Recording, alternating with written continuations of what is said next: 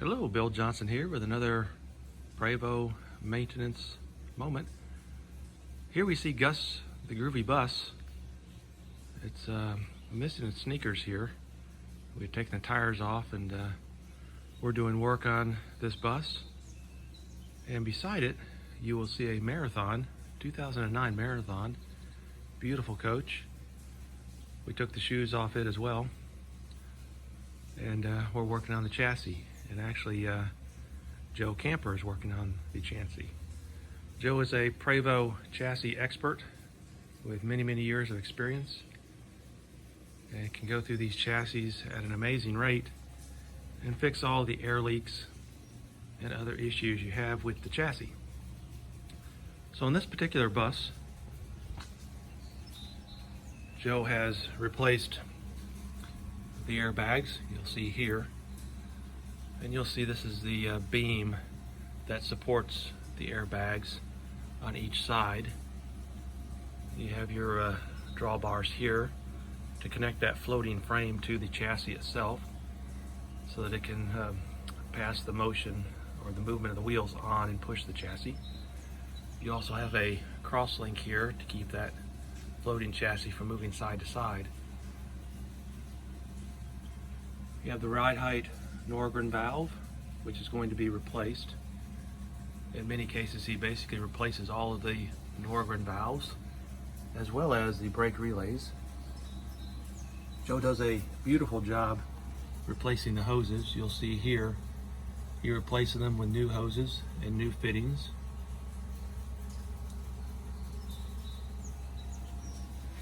On this particular case, the brake pads were replaced on the tag axle and the drive axle. Again, new airbags on the tag, new fittings.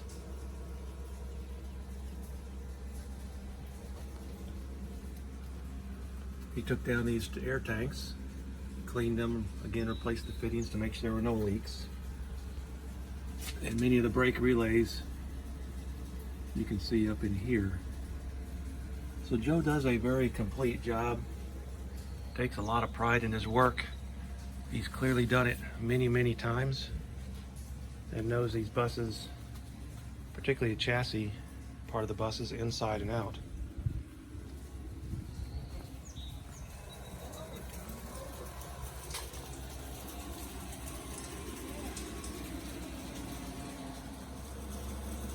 Okay, I had to take a short break. Back with you. This bus already had Coney shocks, so there wasn't any need to replace the shocks on this particular bus, although we will do it on my 95. To check for air leaks, just some straight up Dawn soap with a little brush and watch for bubbles. And Joe says clean that off afterwards so it doesn't stay on the fittings because it's corrosive. Very nice chassis on this bus. Again, new airbags. The shock on the other side had been removed, but you'll see there is a shock as well connected to that, I think they call it a walking beam, in addition to the airbag. So when you really sit down here and study how this floating suspension works on these airbags, it's really quite fascinating. Very neat piece of engineering. There's more new hoses that Joe puts on. Joe even cleans up those clamps you see around the around those air chambers. New brakes. Again, this is the 2009 Marathon.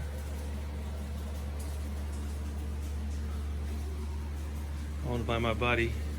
He is thoroughly enjoying it so far. And here are the brakes on this side. New pads. Now what's very interesting is that you would think with a 2009 coach you wouldn't need to do anything, but that's really not true in many cases. Here are the pads that came out. You can see that they're really needing to be replaced. There's pieces missing out of them. So if you have a even an '09 bus, having Joe come in and go through it is a great idea. Here are some of the brake relays that were removed. Again, Joe is a believer in getting these old brake relays out, and he had told me if the diaphragm breaks in one of these that you won't be able to build up air pressure, which makes sense. A lot of the fittings Joe has replaced, which is rather amazing. So he removes these type of push-on fittings and replaces them. Very high quality work on the chassis. So that is the 2009 Marathon. I think the only negative I've heard about these marathons from people, and my friend agrees, is this little door where the electrical and the sewer hose comes out. That door can be kind of finicky to make it work properly. Might be something that he's gonna have to take to Marathon and have them get right. I prefer for the stuff to come out the side, but I understand that keeps things cleaner from an appearance standpoint. Okay, let's go over here to the 1995 and Gus the Groovy bus, my bus. So I've previously, because of a trip to Branson, overhauled that brake caliper and put new air chambers on. The airbags and many of the Norgrens are okay on this bus. This bus does have the problem of the sagging rear end after you sit for a while. Air pressure pushes that tag down, and when it loses that pressure, of course the tag rises and the rear of the bus sags. So we're going to put the kit on this bus to prevent that from happening going forward. We're going to put new air chambers on these brakes, so I'll have a complete new set of air chambers. Well, actually in the front we just replaced the diaphragm. New shocks will go onto this bus. Many of the Norgrens have been replaced. You can see how massive the drum brake is. I don't think the video really gives it justification, or gives it true feel for the size. I think one thing let me show you is how these buses are put up on jacks. So you can see where that stand is in the back of this bus. You can see there's a stand under the axle, which is very important if you put air in the bags, that you have the axle supported. And again, there's a stand there supporting that axle. While I'm back here, I know we're kind of out of order. In this case, there are stands under this axle and the tag axle we blocked up. We were running out of stands. But you can see the chassis stand has been removed. Now the reason for that is that Joe is testing the airbags, and we have it on ride height, so those stands are really replacing the tires. And it's at ride height, and we're seeing if it stays that way. So, but again, you can see where the stands are, and that stand goes under there as well in the rear. All right, back to Gus. So that's what we're gonna do on the back end of this bus. Here you'll see the parts laid out neatly. With the help of Joe, we've overhauled this caliper with a complete new kit, caliper kit. An overhaul kit with new brake pads. We put a new diaphragm in the air chamber. And we have changed out the rotor on the front disc brake. So you can see here it's all apart. And you can see what the front of this bus looks like. New shocks, new hoses will be placed on this bus.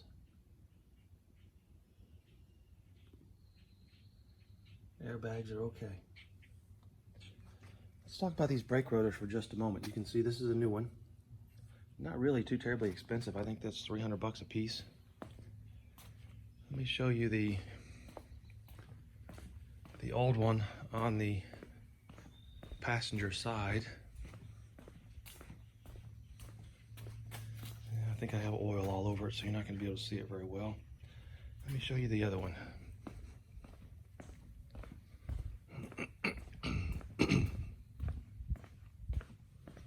small cracks. I can show you on this 09, I believe. You can see the surface cracks in the rotor. And in general, those are okay as long as they don't go to the edge or go completely through. But on my driver's side rotor,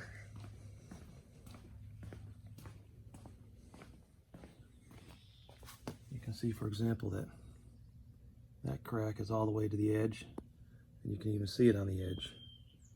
There's another crack. This rotor is unacceptable. So instead of doing just one, I decided to do them both. And so I'm in the process of cleaning up that hub and putting that together. Another common problem are these boots that tear. So we're putting a new boot on there, and that seals that front from getting water in there. We had to do that on the 09 as well. So that's what we're doing on the buses. Joe's going through the chassis. He'll do whatever level of service you want. But typically that's Norgren valves and brake relays and hoses. And then sometimes, if you prefer, he'll dig in and overhaul take it all the way down to the axle and replace the components. So when it comes to a chassis, Joe is your guy. He's easy to find, so you can track him down by searching the Prevost Owners Group page. He did tell me that you got to be careful greasing these, so if, you don't expand those boots. They're sealed, so if you over grease them, you blow them out. Same down here. This is again on the 09. I'm jumping back and forth between the two, so you got to be careful not to over grease. And to replace that airbag, he actually removed that A-frame, A-arm from this side and from that side, and moved it up a little bit, and was able to slide that airbag out from underneath there. He did not take it off here though, just on the each side of the arm. Okay, well, that's what's going on with the Prevost buses. Learning an awful lot about the bus and what to do and what not to do regarding the chassis, and looking forward to another day of work here in Kentucky. It's going to be very hot today.